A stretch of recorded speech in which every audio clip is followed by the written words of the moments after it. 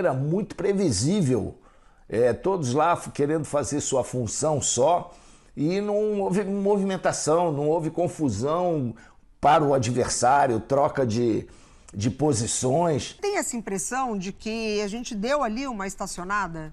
Tenho sim, concordo plenamente. Foi um massacre do Marrocos, principalmente nos primeiros 30 minutos. Principalmente no primeiro tempo, né? No segundo a gente equilibrou o jogo. O Marrocos fez aquela marcação alta. Eles já iniciaram o jogo jogando a bola para a lateral. 3 campeões do mundo, sem filtro e sem censura, no mesmo dia e com o mesmo veredito sobre a estreia do Brasil na Copa do Mundo. A seleção brasileira foi um vexame, mas o que essas lendas disseram vai muito além de criticar uma atuação ruim. Eles apontaram os culpados, expuseram o problema estrutural e um deles chegou a usar uma frase que te faz parar tudo e pensar: o medo de perder tira a vontade de ganhar. Fica até o final, porque nesse vídeo você vai entender por que o Brasil pode estar repetindo os mesmos erros de sempre e por que as pessoas certas finalmente estão falando o que precisava ser dito. Primeiramente assim, quando eu vi os 11 jogadores, quando eu vi a escalação dos 11 jogadores, eu gostei. Na verdade, assim, eu entendi e acreditei que era um time que realmente poderia fazer uma grande estreia. Mas na prática, infelizmente, foi muito diferente do que eu acreditei que o Brasil poderia apresentar. Foi um massacre do Marrocos, principalmente nos primeiros 30 minutos. Os caras dominaram o jogo.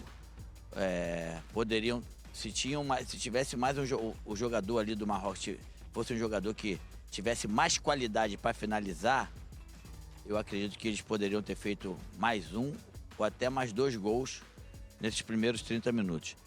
Depois o Brasil deu uma equilibrada, o gol do Vini deu uma melhorada no time, mas no geral eu quero dizer para você que foi uma estreia muito decepcionante, muito longe do que eu particularmente esperava quando eu vi a escalação. E aí, me perguntando sobre o que você me perguntou do empate, eu fiquei satisfeito com o empate, porque na verdade, pelo que o Brasil apresentou no jogo todo, o empate acabou sendo positivo para o Brasil, porque o Brasil melhorou, o Brasil deu uma crescida, as mexidas que o Ancelotti fez no time deu um ânimo para a seleção brasileira, mas no geral, nos 90 minutos, com certeza era para o Marrocos ter saído dali com uma grande vitória. Mas não foi só Romário. Bebeto também foi direto ao ponto e trouxe uma análise tática que muita gente na internet ignorou por completo. O problema não foi o empate, Bebeto, o problema foi a postura da seleção, né? Principalmente no primeiro tempo, né? No segundo a gente equilibrou o jogo. O Marrocos fez aquela marcação alta. Eles já iniciaram o jogo jogando a bola para a lateral e ali eles abafavam, né? E a gente tentou jogar muito pelo meio, sair muito pelo meio ali, a gente perdeu 2, 3 bolas ali e poderia ter sido fatal. Então o resultado, como o Romário falou, foi maravilhoso pra gente, porque esse time aí, a gente comentou lá no programa, né, anterior, que o Marrocos estava 29 jogos invictos, agora são 30. Então o Marrocos vai incomodar muita gente, cara. E essa ansiedade é natural mesmo. A seleção do Marrocos é melhor que a nossa? Eu acho que tá mais entrosada, sabe? Tá mais entrosada. A gente tem grandes jogadores importantes, né? Mas o time dele tá mais certinho, né? E pouco tempo também, né, que o Ancelotti teve para treinar essa seleção. Então, a gente tem que... É bom lembrar isso, né? Mas eu acredito nesses meninos. Eu tenho certeza que a gente ainda... É bom a gente ir crescendo pouco a pouco. Agora tem que mudar, né? Tem que mudar. O primeiro tempo foi realmente...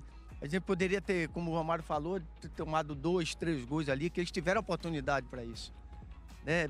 Se chuta mais no gol, tiveram oportunidade, essas 2 bolas que eles recuperaram ali no meio de campo, tinha 3 contra 1 e Era uma loucura, cara. E outra coisa também, Benja, que eu reparei muito, a gente tava jogando muito em linha, isso aí o Ricardo pode falar bem isso, né? O gol deles mesmo foi uma jogada que, pô, ele meteu no meio dos dois zagueiros da gente, os dois estavam em linha. Aí não tem como, aí pela qualidade dele, né? Somente do atacante que fez um bonito gol. E o passe também, né? Mudança de atitude, Benja. Se você está acompanhando esse debate e quer ficar por dentro de tudo que as lendas do futebol brasileiro estão dizendo sobre essa Copa, se inscreve aqui no canal agora, ativa o sininho, porque ainda tem muita coisa para você ver nesse vídeo. Enquanto Romário e Bebeto analisavam o jogo em si, Zico foi mais fundo, muito mais fundo. Na ESPN, o Galinho de Quintino não falou só sobre o que aconteceu em campo, ele falou sobre o que aconteceu nos últimos 4 anos, sobre o que está faltando estruturalmente nessa seleção. A definição da equipe, eu acho que a definição da equipe é fundamental. É que hoje os treinadores, quer dizer, eles têm em mente que todo jogador, poxa, quantos brasileiros tem que poderiam estar na seleção brasileira? Então ele escolheu 26.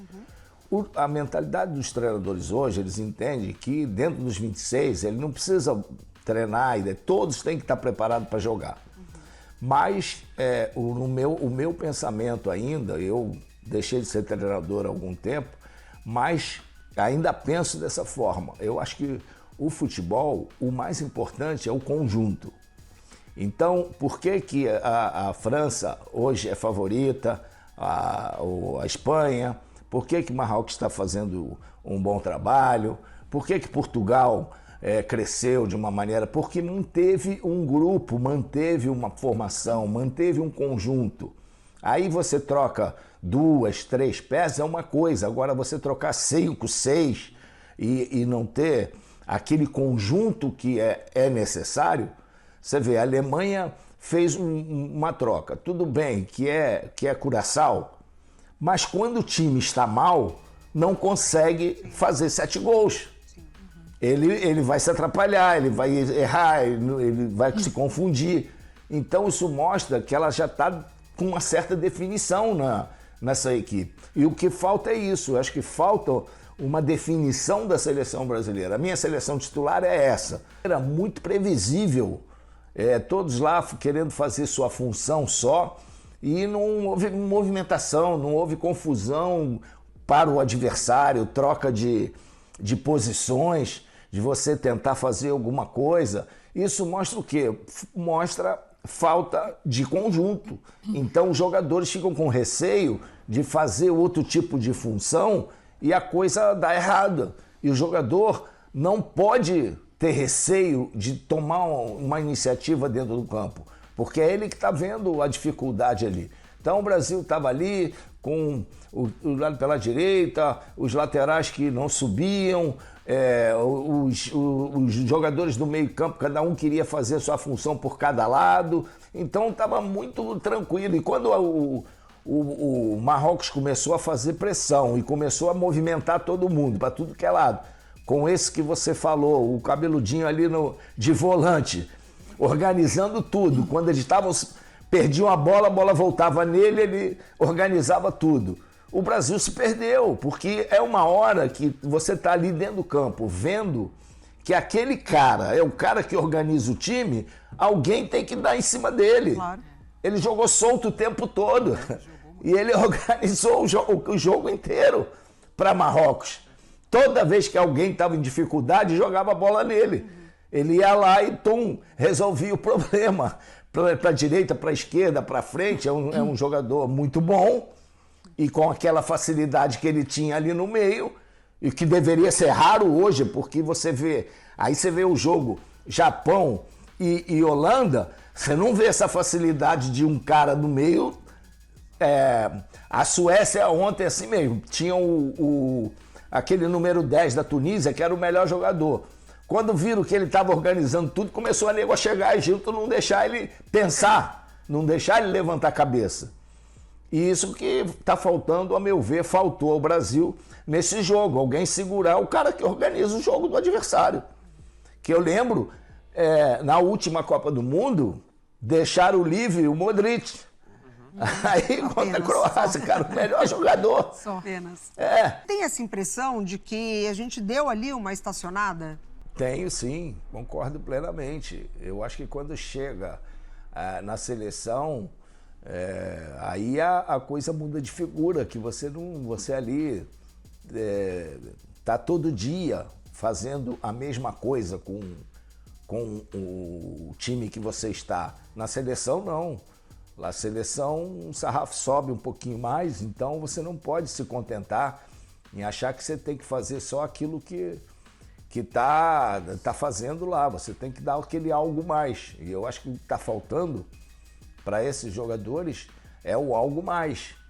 E isso não está acontecendo. E também você sente mais tranquilo no seu clube porque você não tem medo de errar. Então você arrisca mais as coisas. Na seleção, não. Então, tem uma frase que eu tenho levei para a vida do futebol, isso em 77, teve um dirigente rubro-negro que chegou lá quando houve aquela mudança toda. Quando nós chegamos na concentração, estava escrito lá: o medo de perder tira a vontade de ganhar. E eu levei isso comigo para o resto da vida. Quer dizer, o medo, né, de errar tira a vontade de acertar, é a mesma coisa. Então você não pode ter receio de tentar uma jogada que é a tua característica, que foi aquilo que te levou à seleção. Você não pode chegar na seleção e ficar preocupado só em fazer o que o treinador quer que você faça. Você tem que ter diálogo com ele, falar com ele aqui, ó, eu jogo assim, eu fui convocado assim, cheguei dessa forma e preciso ter uma certa liberdade dentro do campo. E esse treinador faz isso, ele dá essa liberdade. Então está faltando essa situação, né, do cara chegar, olha, pô, eu tô aqui e tal, então vamos conversar, ver o que é melhor, sou forte nisso, posso tentar fazer isso, aquilo. A pergunta que fica é: o Ancelotti vai ouvir o que as lendas estão dizendo?